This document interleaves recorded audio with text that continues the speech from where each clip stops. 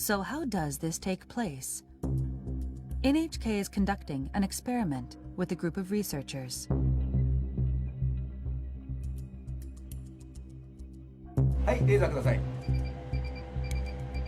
The team will track particles in the air using laser beams and a high-sensitivity camera.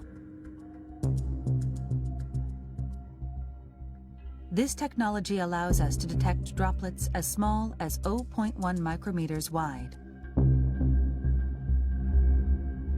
The experiment starts. First, sneezing.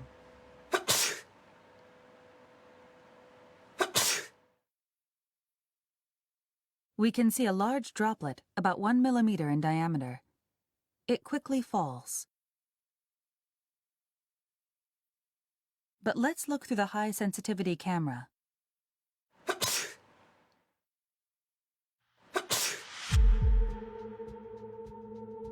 We can see small particles that seem to glitter floating through the air. These particles are all smaller than 10 micrometers, or 1/100th of a millimeter in diameter.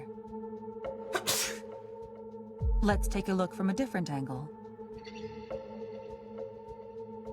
They're small and light. You can see them drifting through the air. These are microdroplets.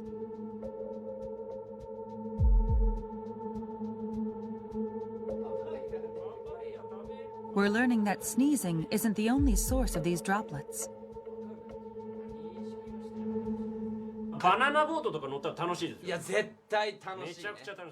We ran the same experiment on a close-range conversation. People generate a lot of microdroplets when they talk loudly.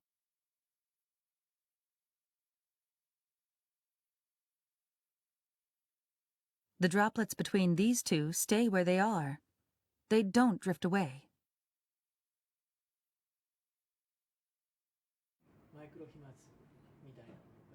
It's not yet known what volume of microdroplets leads to infection. But Tateda says we can't rule out the possibility that microdroplets have spread the virus to some extent. そのマイクロ飛沫、小さな粒子の中にもたくさんのですね、生きたウイルスがいて、大きな声での会話、あるいは激しい息遣い、そういった中でですね、このマイクロ飛沫ができて、それが近くの人、その人が吸い込むことによって感染が広がる、そういったリスクが見えてきたものと思います。The risk of infection through microdroplets becomes even greater in a closed space with poor ventilation.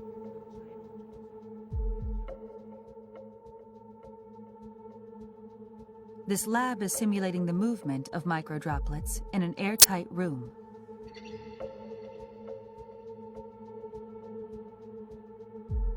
About 10 people in an enclosed space the size of a classroom. A person coughs once and spreads about 100,000 droplets.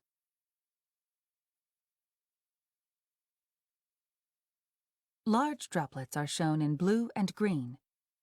Most of these fall to the ground within 1 minute. But the microdroplets, shown in red, continue to drift.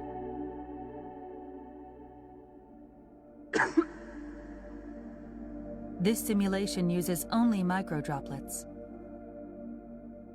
5 minutes later, 10 minutes later,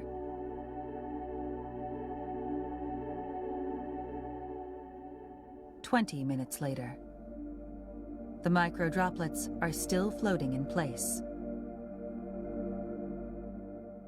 空気がよどんでいると、つまり空気の流れがないということで、マイクロ飛沫そのものは、落ちたり、違う場所に動くことができませんので、長時間その場所にとどまるっていうことになります。But there is a way to prevent this stagnation of microdroplets. Opening windows and increasing air circulation is believed to be effective.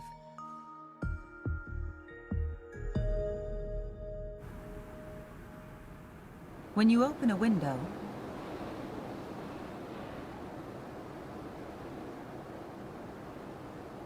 micro droplets are quickly swept away.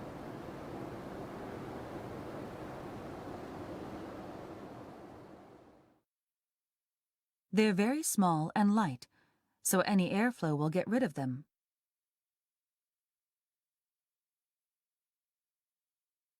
できればですね、2箇所開けて風の流れを作ってあげるということが大事。それが1時間に1回でもいいから、そういうようなことをやることによって感染のリスクっていうのはかなり下げることができるようになるんじゃないかなというふうに思います。